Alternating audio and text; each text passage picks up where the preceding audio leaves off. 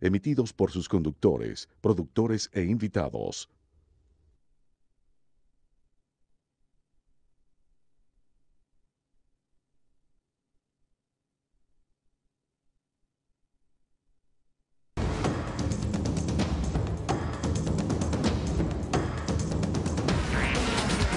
Patricia Poleo en Agárrate, opinión estremecedora.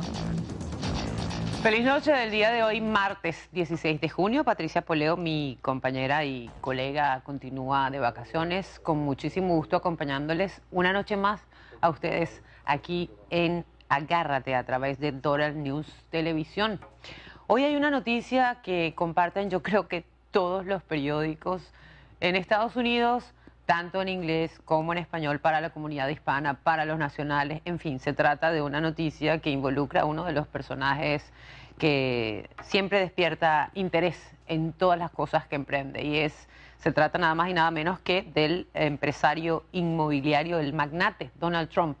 Donald Trump, el día de hoy, martes, desde Manhattan, desde una de las torres que lleva su apellido, de su propiedad, evidentemente, ha anunciado por cuarta vez su aspiración a convertirse en el candidato presidencial del Partido Republicano. Mucha gente inmediatamente lo tomó con cierto escepticismo porque ya, como les comentábamos, esta es la cuarta oportunidad en la que lo hace. Sin embargo, el magnate se encargó de decir que esta vez sí va a llegar hasta el final. Dicen los analistas que si Trump logra ranquearse entre los 10 candidatos o precandidatos republicanos con el favor de los militantes de ese partido, podría entonces participar en los debates televisivos que se organizan. Esto es una norma y vamos a ver si Donald Trump corre en esa liga. Tenemos una nota que hace justamente hoy Voice of America en relación a esta noticia. La compartimos.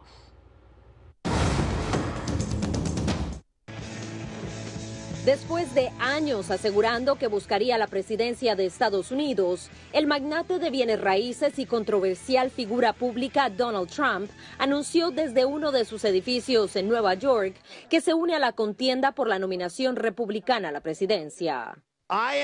Estoy oficialmente lanzándome a la carrera por la presidencia de Estados Unidos y voy a lograr que nuestro país sea grandioso una vez más.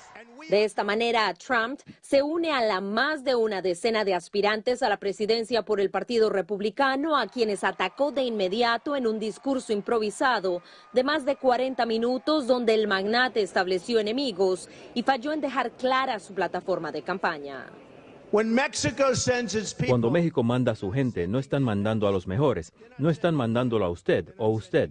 Envían gente con muchos problemas y están trayendo esos problemas, están trayendo drogas, crimen, son violadores. Trump enfatizó el hecho de que es multimillonario y dio a conocer públicamente el balance de sus finanzas y su capital neto, que llega a los $9,000 millones.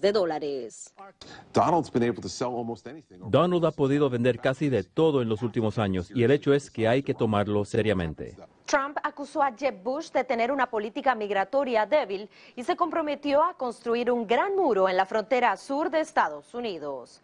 Desde Nueva York, Celia Mendoza para La Voz de América. Bueno, así está preparándose ya la carrera por la presidencia de los Estados Unidos. Se está conformando la precampaña, luego hay 18 meses de aquí a allá. Vamos a ver qué termina de ocurrir.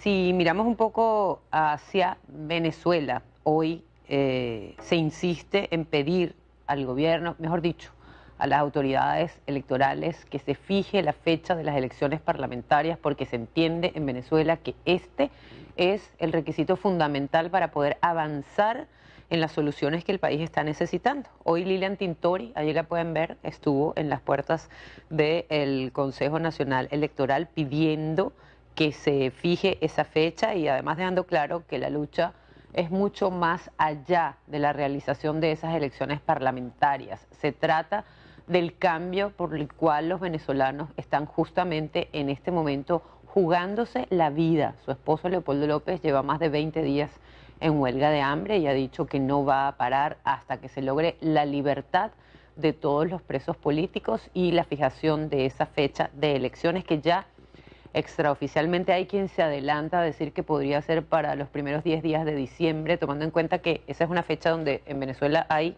béisbol profesional y se está manejando la posibilidad de que no se ocupe el 13 de diciembre para ver si eventualmente esa resulta siendo la fecha indicada para esas elecciones, pero todavía no hay nada oficial a este respecto. El lunes, mejor dicho ayer, pues hablábamos y compartíamos con ustedes la alegría que significó para Venezuela en medio de toda esta situación complicada, adversa, triste y riesgosa que está viviendo el país, la alegría que significó el triunfo de la selección profesional de fútbol, la Vinotinto, en la Copa América. Hay un mensaje muy infortunado del expresidente de México, Felipe Calderón, que estamos colocando para ustedes en este momento. Dice, qué pena que juego tan sucio del equipo de Venezuela, parece que los entrenó Maduro. Una de las cosas que se ha comentado mucho desde el mismo domingo que se supo el triunfo es ese intento que originalmente tenemos todos de no contaminar el tema del deporte y no contaminar el tema de un triunfo que tanta falta hace para Venezuela, el tema de una buena noticia con la política. Pero esto en este momento lamentablemente luce prácticamente inevitable y ahí tenemos la primera prueba. Un comentario muy infortunado de un expresidente además, lo cual es mucho peor, de México, ha generado el día de hoy en la Asamblea Nacional de Venezuela, sin embargo, algo que se da pocas veces, lamentablemente también. Hubo un acuerdo unánime de todas las fracciones que hacen vida en el Congreso para condenar estas declaraciones del expresidente Felipe Calderón de México y se exige respeto por el esfuerzo de unos profesionales, se exige respeto por la voluntad y el espíritu que hay que tener de salir a defender el deporte y la bandera de Venezuela en los momentos más complicados que ha vivido el país en los últimos tiempos. Se exige respeto a los venezolanos, se exige respeto a la alegría que significó eso y se exige pues desmarcar un triunfo deportivo de una opinión, además muy gruesa en términos políticos, ¿no? Pero lo cierto del caso es que, como comentamos, es inevitable vincular ese triunfo de la Vinotinto con la realidad de Venezuela. El mismo domingo, el dirigente ex candidato presidencial, Enrique Capriles, publicó por la red Twitter un meme, es decir, una composición gráfica a partir de una fotografía de la presidenta del Consejo Nacional Electoral haciendo un chiste gordo, un chiste cruel o un chiste de humor negro que evidentemente tiene su doble lectura, ¿no? O su telón de fondo. Le pone de leyenda a la foto de la presidenta del Tribunal Electoral, del Poder Electoral en Venezuela. No podrá con esta patria unida que viva Venezuela, alegría es lo que necesita nuestro país. Y publicó este meme, ahí lo están viendo ustedes, es el user de Enrique Capriles, tiene la marca azul que significa que es una cuenta verificada, en fin, fue un mensaje publicado por Enrique Capriles o difundido por Capriles en las redes sociales el mismo día del triunfo de la Vinotinto. El día de hoy le llega a Enrique Capriles una boleta de notificación. Ahí la vamos a compartir con ustedes también. Es una boleta de notificación que, si bien está fechada 5 de junio, le llegó el día de hoy. En esta boleta, al ciudadano Enrique Capriles Radonsky, quien se le está adelantando una demanda de retardo perjudicial, se le está notificando que hay miembros del Poder Judicial que van a investigar sus cuentas en las redes sociales y están notificándole que va a haber capturas de sus mensajes difundidos a través de su usuario en Twitter. Van a ser producidos los mensajes producidos por este emisor, le están pidiendo al tribunal que lo haga en forma gráfica o fotográfica, de manera que esas impresiones, ya sean escritas, fotografiadas o la manera que el tribunal lo pida, puedan ser investigadas. No es solamente el mensaje que acabamos de compartir con ustedes relativo al partido del domingo, hay mensajes de fecha anterior. Lo cierto del caso es que llega hoy, 2 días después de este Twitter de Enrique Capriles, y la noticia está corriendo en este instante con mucha insistencia por las redes, porque ya Enrique Capriles ha reaccionado a esa boleta de notificación del Poder Judicial que le llega el día de hoy. Y lo que ha hecho Enrique Capriles es responder que estos enchufados con demanduchas no van a tapar el desastre de gobierno que hoy destruye nuestro país. Cambio es lo que viene. Bueno, ya se entenderán en términos judiciales y se verá hasta dónde hay razones o no hay razones para esto. Pero lo que sí nos llama la atención y nos da muchísima tristeza es ver cómo cuando hay interés de parte del gobierno, la justicia actúa rápidamente, en cuestión de horas. Sin embargo, ayer compartimos con ustedes cómo después de año y medio de haber sido asesinado el joven Basil da Costa, recién está comenzando un juicio que debió accionarse inmediatamente después de que este joven venezolano perdió la vida. Esas son las cosas que ocurren cuando en un país no hay independencia en los poderes públicos, cuando en un país la justicia depende de los intereses del partido que gobierna. Esas son las consecuencias. Vamos a hacer una pausa. Al regreso tenemos mucho más aquí en Agárrate, no se vayan.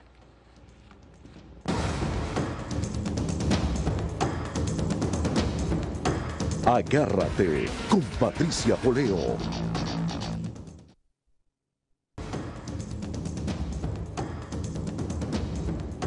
Agárrate con Patricia Poleo. A esta hora me va a dar muchísimo gusto compartir con ustedes una conversación con un joven venezolano a quien conocí cuando era un dirigente estudiantil, estaba ya en sus últimos años de carrera universitaria para recibirse de médico. Hoy en día es un médico de la República, está haciendo su posgrado, está especializándose en oncología, en medicina nuclear también, pero ha sido candidato a la gobernación del estado Vargas. Ustedes recordarán aquel estado que tuvo una tragedia natural gravísima, que él vivió, por cierto, porque reside en ese estado desde toda la vida. Y es un profesional y un joven venezolano que yo digo que ilustra muy bien de lo que estamos hechos en el país. Es un muchacho ocupado de la política, preocupado de su superación personal y un ciudadano que ha dedicado sus esfuerzos a tratar de hacer un país mejor. Entonces hoy vamos a conversar con el doctor José Manuel Olivares, vía Skype, está en Venezuela. José Manuel, feliz noche, ¿cómo estás? María Ángela, qué gusto saludarte, de verdad, muchas gracias por tus palabras, más que tú puedes relatar muy bien esta historia, porque ciertamente nos conociste cuando éramos dirigentes estudiantiles y nos has visto, digamos, crecer en estos 8 años de sueños, de lucha y de soñar con un país distinto, así que te agradezco mucho eso, y bueno, aquí seguimos, ¿no? Dando la batalla por ese sueño de una Venezuela mejor, que se reconcilie una vez por todas. Eso es lo que deseamos todos, y ya veo que estás también de primero en la lista para la elección de miembros a la Asamblea Nacional por tu estado, en Vargas. Qué bueno que has logrado ese respaldo.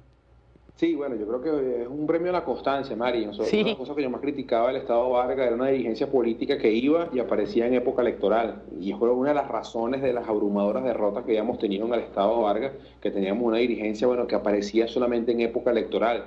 Creo que eso es una de las autocríticas. Cuando nosotros decíamos en el 2007, ustedes recordar perfectamente que íbamos a cambiar la manera de hacer política, que íbamos a hacer política con P mayúscula, con principios, con valores, con responsabilidad y con compromiso. Creo que nuestro esfuerzo en el Estado Vargas se trata de eso, con muchos errores, con muchos desaciertos, pero también con mucha constancia, con mucho amor, con mucho corazón y defendiendo, bueno, como tú decías, esa tierra que nos vio nacer, esa tierra de mis abuelos, de mis tatarabuelos, donde la tragedia natural nos llevó todo, pero que en definitiva yo sé que vamos a hacer un gran trabajo en la Asamblea Nacional para lograr darle un poquito más de resplandor a ese Estado y bueno, que las cosas funcionen. Yo te digo rápidamente, para todos los que nos escuchan, que tenemos un Estado Vargas donde el agua llega cada 30 días, donde las colas, que son el factor denominador o el común denominador de todo el país, no se salvan del Estado Vargas, donde tenemos una crisis ahorita, una epidemia de sarna, de escabiosis, porque cuando tú ligas que no hay agua y que además no hay jabón porque no hay en los automercados o no alcanza el dinero para comprarlo, empezamos a ver estas enfermedades inherentes a la pobreza. Esa es la verdad de un Estado Vargas hoy, que bueno, muy bonita la avenida principal,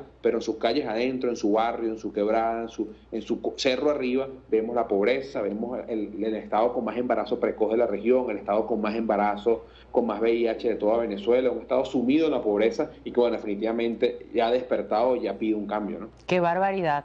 José Manuel, toda esa descripción, ya que estamos abordando la realidad del Estado, antes de pasar al tema de la salud, ¿qué novedades hay acerca del cierre de este periódico que hasta donde sabemos fue incluso una medida, una retaliación política del gobernador en funciones, una vez más atacando la libertad de expresión en Venezuela?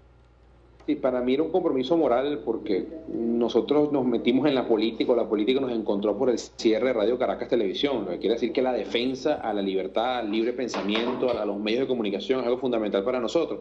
En el Estado Vargas, desafortunadamente, el diario La Verdad sacó una publicación sobre corrupción. Se está construyendo el estadio de los Tiburones de La Guaira. El gobernador Jorge Luis García Carneiro lo prometió que para esta temporada iba a estar listo. El estadio no lleva ni un 10% de avance. Y una periodista, Génesis Arevalo, de manera responsable, hizo un gran trabajo de investigación, desnudando, demostrando toda la corrupción, el lavado de dinero que hay detrás de esta obra y otras obras de la gobernación. Y la respuesta del señor gobernador, en vez de dar una explicación, en vez de explicar algo al Estado Vargas, fue mandar a cerrar el diario. Y yo creo que la gran reflexión o la gran victoria para todos, como tituló el diario el día domingo, luego de abrir sus puertas, es que triunfó la democracia. Ahí demostramos que cuando hay unidad de principios, unidad de valores, unidad de los gremios, unidad de los políticos, unidad de los ciudadanos, unidad de los profesionales, de los obreros, de todo el mundo, logramos los objetivos. Una movilización increíble en las redes sociales, llegó a ser tendencia mundial, la del diario La Verdad, luego una manifestación el día sábado de más de 300 personas frente al diario en el Estado Vargas, hizo que el gobernador reculara y entendiera que no puede atentar contra un diario, que lo que hace es decir que no hay agua, que hay protestas, que hay sarna, que hay escabiosis, que el hospital de Parieta está cerrado por falta de insumos médicos, que no hay nada nuevo en nuestro Estado Vargas. En definitiva, no puede cerrar una ventana de verdad simplemente porque dijo algo que le incomodara. Yo debo aclarar que este señor gobernador tuvo su derecho a réplica en el diario y que además, bueno, lamento mucho que hayan despedido a la periodista Génesis Arevalo, que es una gran profesional, pero bueno, es parte de las medidas cobardes de un señor gobernador que además empezó a sacarle cosas a esta muchacha que supuestamente le había dado, cosa que es mentira. Lo que aceptó esta joven fue que le dio una ayuda médica. No hay mayor confesión del fracaso de las políticas públicas cuando tienes que dar dando ayudas médicas a los ciudadanos de un estado que no cuenta con un hospital y que no se construye ni un ambulatorio nuevo desde hace 16 años en nuestro estado Vargas. Sí, la conozco además, José Manuel, porque Génesis me acompañó, recuerdo perfectamente bien, en la promoción de mi primer libro, Días de Rojo, en la editorial que lo sacó, así que sé de quién me estás hablando, sé de qué está hecha. Fíjate una cosa, José Manuel, en estos días el Alto Comisionado de Derechos Humanos de Naciones Unidas se pronunció finalmente en relación a la situación de los derechos humanos de los privados de libertad en el país. Era uno de los objetivos de nuestros jóvenes que estaban en huelga de hambre allí en Nueva York. Pero resulta que en Venezuela la violación a los derechos humanos no solamente está cuando a ti te recluyen en condiciones infrahumanas. La violación de los derechos humanos viene muy relacionada con la violación al derecho a la vida que garantiza la Constitución venezolana cuando tú te enfermas y no puedes tener un tratamiento, y a ti los médicos venezolanos hoy en día tienen que practicarte operaciones que están totalmente descartadas ya por la evolución de la medicina. Es decir, yo he leído casos donde hay mujeres que han necesitado radioterapia o quimioterapia porque tienen un cáncer de mama y resulta que la recomendación del médico es hacer una mastectomía porque es que no hay cómo asistir a esa mujer. Entonces, aquí estamos hablando de que el problema en Venezuela, y esto para que se sepa fuera de Venezuela, cuál es la magnitud de la crisis de los derechos humanos cuando se ha salido a todas partes del mundo donde ha habido acceso para denunciar esto. José Manuel. Bueno, Mari, esto es un tema muy duro, ¿no? Porque al final siempre he dicho que nosotros somos médicos. Yo, gracias a Dios, me gradué de médico. En este año termino mi posgrado en radioterapia oncológica y medicina nuclear. Pero los que nos hicimos médicos no es para que nos llamaran doctor o tener una bata blanca, sí sentimos el drama de esa persona que se para al frente. Yo siempre he dicho que la gran diferencia entre el gobierno y nosotros es que para el gobierno son números o estadísticas. Para los médicos son sueños, son personas, son padres, son madres, son hijos, son realidades, sueños, historias que se sientan frente a un consultorio y nadie puede imaginarse la frustración que se produce en el alma, en el espíritu, tener que decirle a una de estas personas que no lo puedes atender porque no hay insumos médicos, que no lo puedes operar, que no le puedes dar radioterapia. Nadie puede saber y sentir la desesperación que puede tener un hijo cuando su madre no puede recibir quimioterapia o radioterapia, y no hay que ser oncólogo, no hay que ser médico para saber que el éxito del cáncer es tratarlo a tiempo, que una enfermedad como el cáncer no puede esperar ni por Nicolás Maduro, ni por CICAD, ni por CIMAC, ni por la divisa, ni por nadie, porque nos va a costar la vida. En resumen, Mari, en Venezuela mueren venezolanos por falta de insumos. Esa es la realidad de nuestro país. Yo te voy a relatar las dos principales causas de muerte del país. La primera causa de muerte de los venezolanos son enfermedades cardiovasculares. Solamente el año pasado, de noviembre a enero del año 2014, fallecieron 50 pacientes hospitalizados en nuestro servicio de cirugía cardiovascular del Hospital Universitario de Caracas porque no hubo insumos para operarlo, porque no hubo el stent, la válvula, la anestesia, el marcador, el instrumental médico quirúrgico, y fallecieron 50 padres, 50 venezolanos, 50 historias hospitalizados dentro del primer hospital de Venezuela porque no hubo insumos médicos. El déficit de medicamentos para la atención y la diabetes en nuestro país oscila en un 70-80%. Imaginen la desesperación de nuestros abuelitos, de nuestros padres que toman Diamicron, Glucophage, Alapril, Captopril, cualquier medicamento para la atención y que lamentablemente no lo puede encontrar o tiene que pasar por 5 o 6 farmacias para encontrar su medicamento.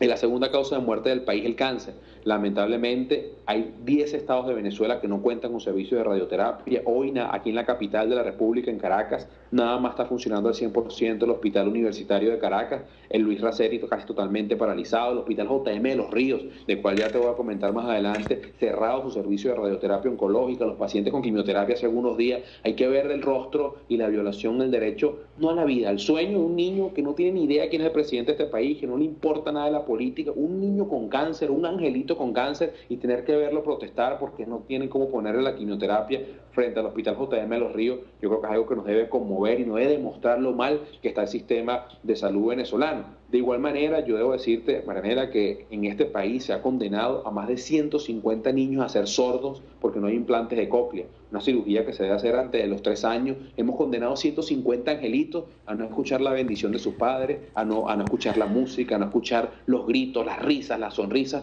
de los demás niños porque no hay implantes de cóclea en Venezuela. Como tú lo decías, hemos vuelto a la medicina de los 50, me decía el doctor Amadeo Leiva, quien fue mi maestro, mi profesor de pediatría, que él vio esa medicina, la medicina de hace 50 años donde se amputaba, donde se cortaba una pierna porque no había como colocar un stent. En Venezuela hemos hecho más de 400 amputaciones de pacientes que no lo tenían indicado porque no hay stent para salvar un miembro inferior. Y así yo podría pasar, de manera, toda una hora relatándote historias, dramas de venezolanos. Y la gran reflexión aquí, yo siempre he dicho que esta lucha no es contra nadie, esta lucha es por la vida, esta lucha es porque más nunca muere un venezolano por falta de insumos, porque yo en mis 11 años de estudios médicos jamás he visto una biopsia que diga Carlos González del Partido Socialista Unido de Venezuela con cáncer de próstata, o María Rodríguez del Partido Primero Justicia con cáncer de mama. Son venezolanos, son vidas, son personas a que salvar, y lamentablemente el responsable, que es el gobierno, de dotar a los hospitales, no está cumpliendo su parte, y el resultado es que mueren venezolanos por falta de insumos. Y como siempre hemos dicho, en salud, la corrupción, el llevarse al bolsillo las lágrimas y las esperanzas de los pobres, se paga con la vida de la gente. El resultado de esto es un pequeño grupito que se llevó a su bolsillo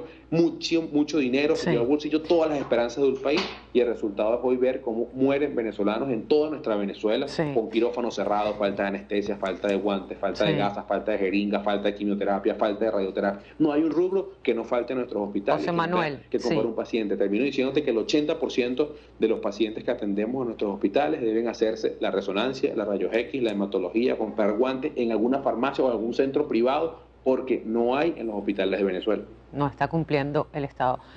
Ya me están indicando que tenemos que ir a la pausa, pero me porto mal. Te pido que en 30 segundos nos digas por qué, después de todo este panorama tan complicado, un joven profesional como tú quiere ser diputado en su país. 30 segundos, José Manuel.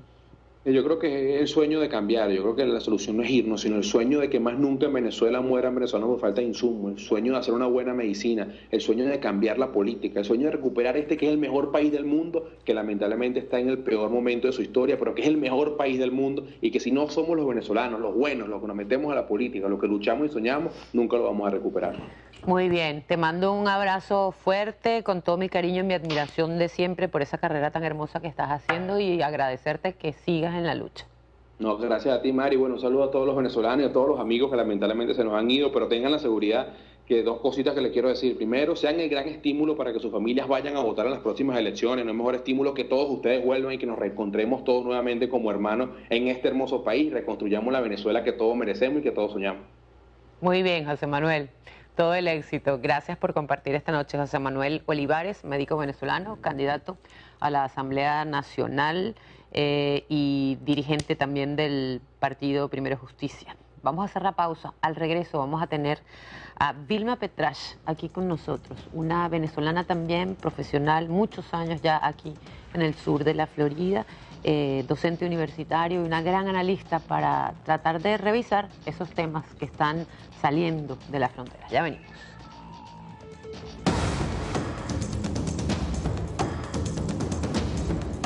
Agárrate con Patricia Poleo.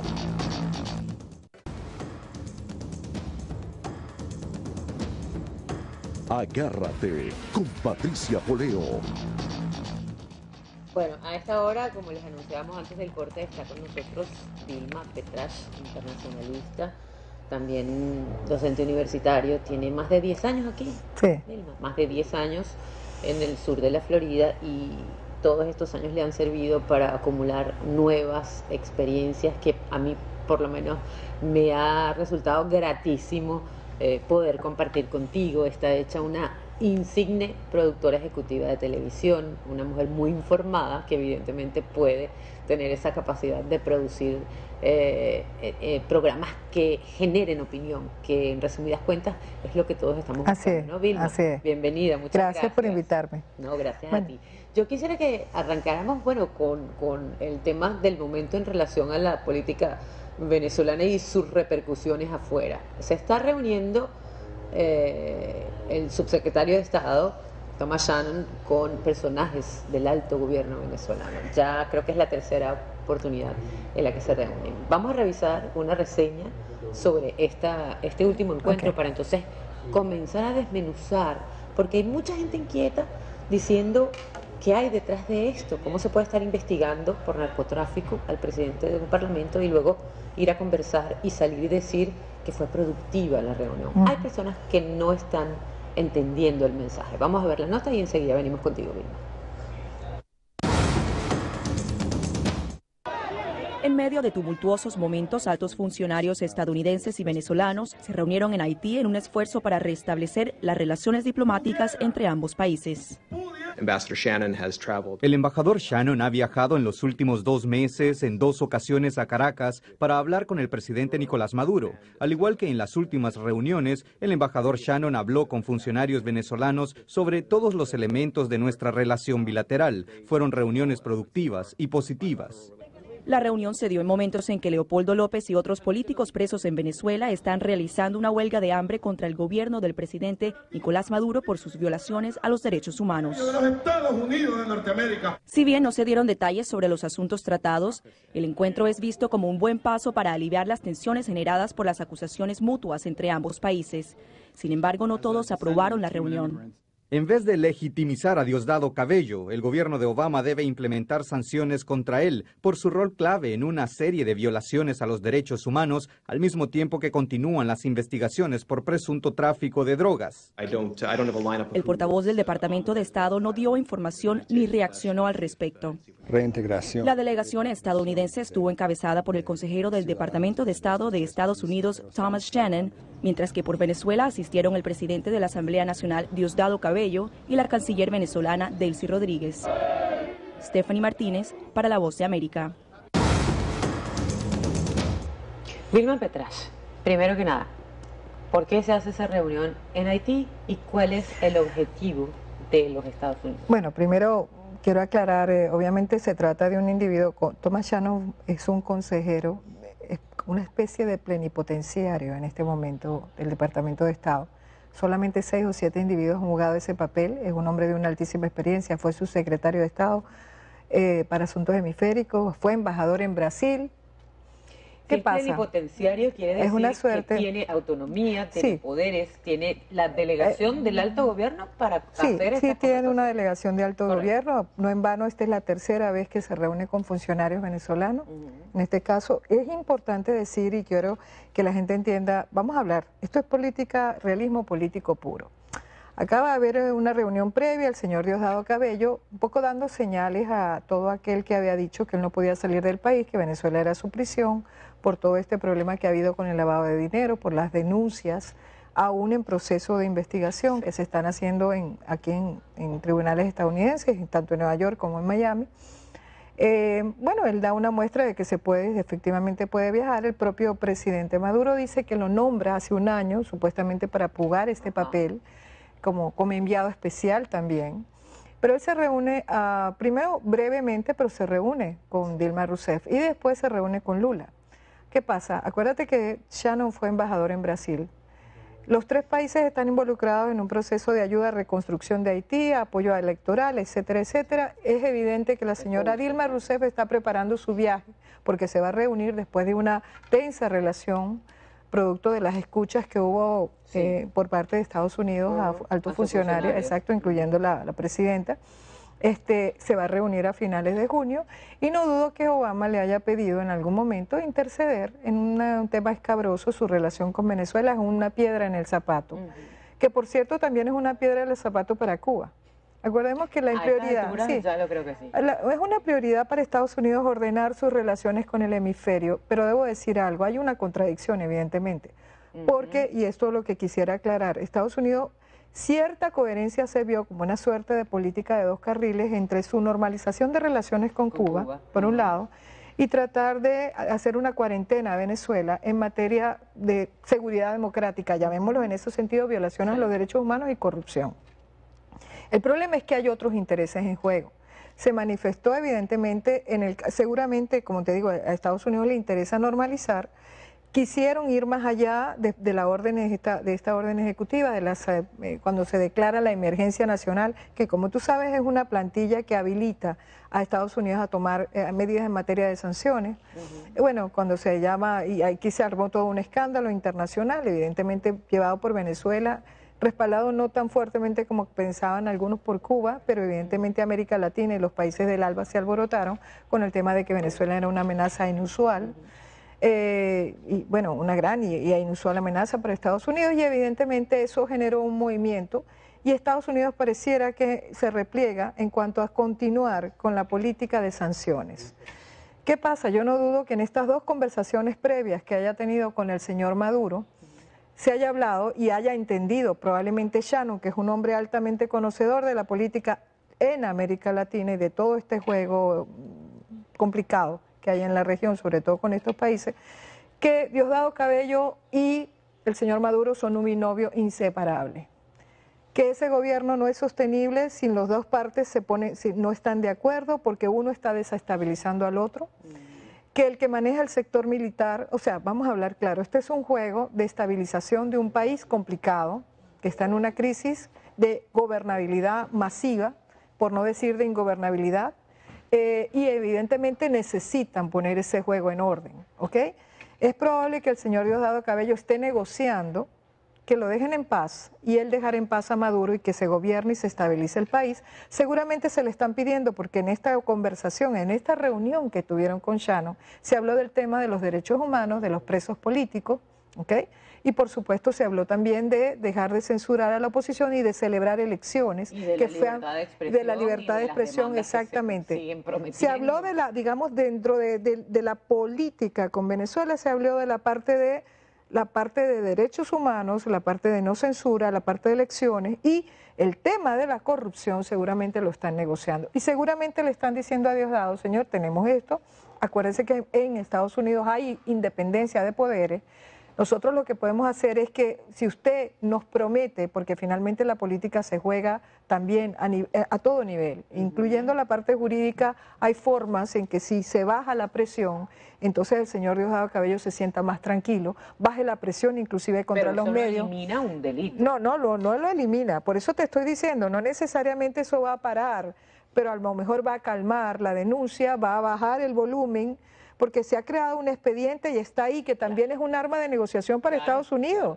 Vamos a hablar claro. Es que señores, vamos a hablar esto es un juego de realismo político. Yo lo dije muy claramente en este programa en una ocasión con la querida Patricia, que ojalá la veamos también. Me encanta que tú estés aquí, pero nos hace siempre ya falta mucho, porque es una mujer extraordinaria y muy luchadora. Y por supuesto lo dije en otro programa recientemente, que es el tema el pragmatismo que está prevaleciendo en las relaciones hemisféricas. Esto es realismo político puro y duro, exactamente. todo lo que es tema de democracia y derechos humanos ha sido dejado de lado. Estados Unidos puede utilizarlo como herramienta de presión, pero en realidad a América Latina está dándole la espalda al tema de los derechos humanos y la democracia. Yo sí lo dije y lo vuelvo a repetir, en la Cumbre de las Américas, el consenso de Washington de democracia, derechos humanos y libre mercado fue reemplazado por el consenso de La Habana. Simplemente, señores, vamos a hacer relaciones pragmáticas, vamos a aceptarnos todos, no nos metamos en los asuntos internos, respetemos la diversidad, el pluralismo, como digo, el multicentrismo, el pluralismo, y no nos metamos en esos asuntos y vamos a tener relaciones económicas, recuperar espacios económicos. Ahora esto resulta un contrasentido enorme. Sí. Ahora resulta que Venezuela es más complicada para los Estados Unidos y para algunas otras políticas que la propia Cuba. Es increíble. Bueno, es que te quiero decir una cosa, el problema es que lamentablemente en las condiciones actuales, Estados Unidos, ¿qué busca? Y por cierto, eso ha sido una constante en la política exterior de Estados Unidos, el valor de la estabilidad, por encima de la democracia y los derechos humanos, de nuevo realismo político. Cuba es mucho más estable, en todo sentido. Claro, para invertir, totalmente definida, claro, pues. Para invertir es complicado, pero por lo menos ellos saben cuál es el interlocutor al cual dirigirse.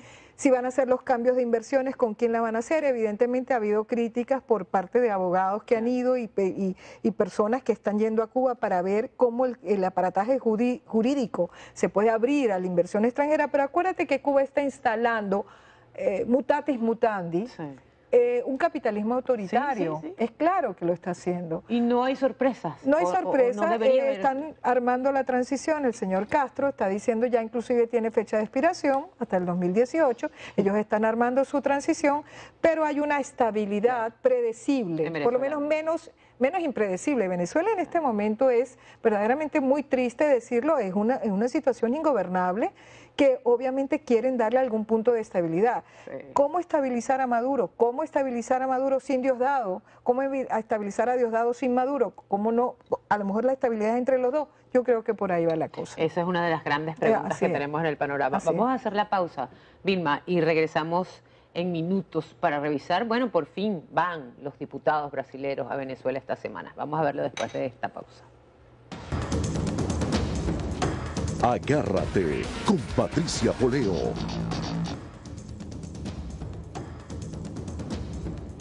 Agárrate con Patricia Poleo. Vilma Petrach con nosotros, internacionalista, docente universitario, también productora ejecutiva de televisión aquí en varios medios al sur de la Florida.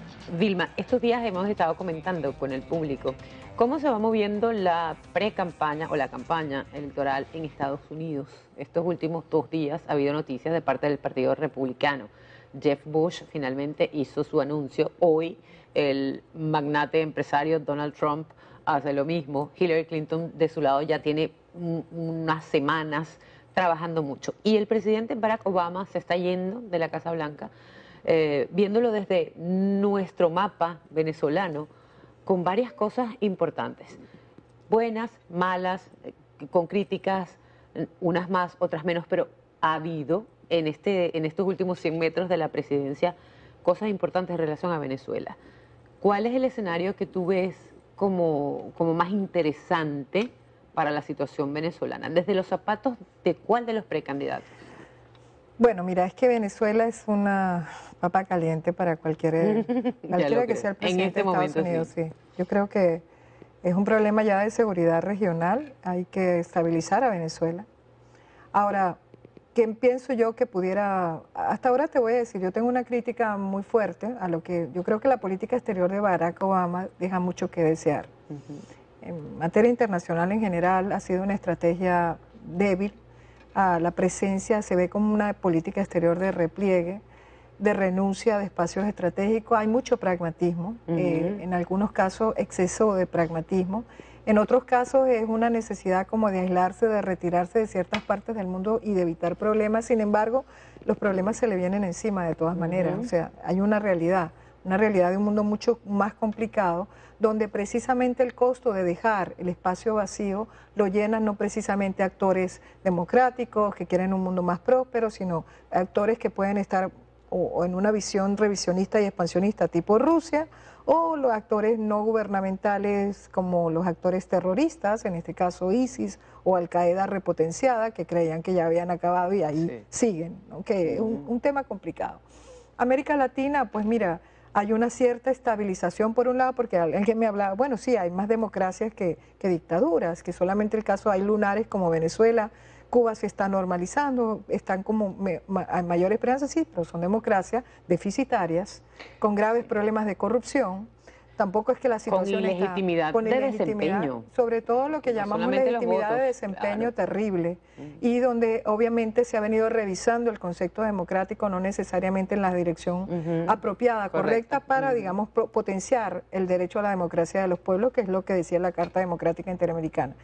Y yo creo que el desafío de Estados Unidos tiene un gran desafío hacia adelante de reconstruir su liderazgo democrático en la región, su liderazgo, un liderazgo que evidentemente entienda que América Latina no es un patio trasero simplemente, seguro, que hay una necesidad, digamos, de respetar, digamos, a otros países en toda su dimensión, de generar un mayor nivel de confianza, pero evidentemente hay lunares importantes que resolver. Ahora, si tú me preguntas qué pasaría con un posible candidato republicano demócrata, mira, yo creo, de los candidatos, ya no hablando de política exterior, sino más bien a nivel de política interna, yo creo que hay unas perspectivas interesantes que presenta un Jeb Bush versus una Hillary Clinton. Se trata de dos dinastías enfrentándose política.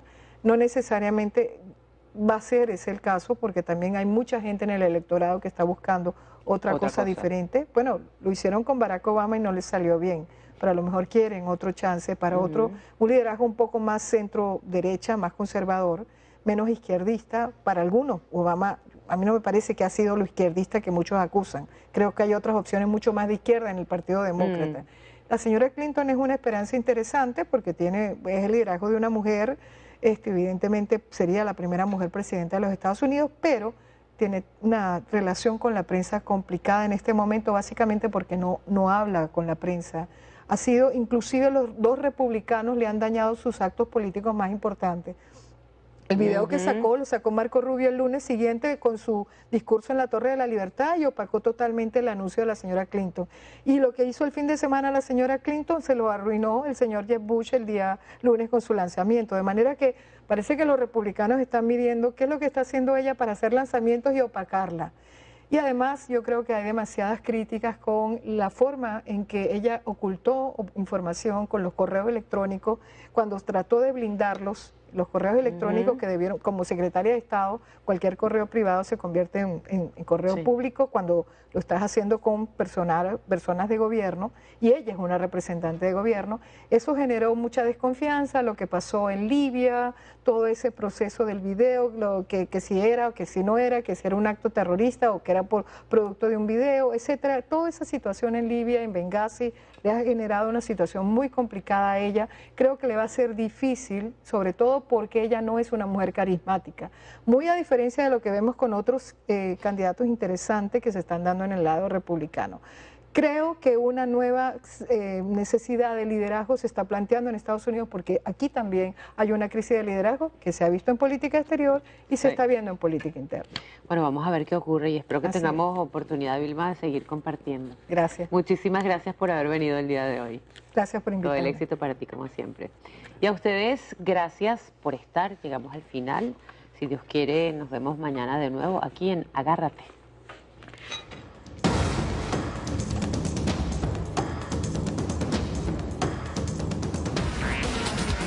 Patricia Poleo en Agárrate, opinión estremecedora.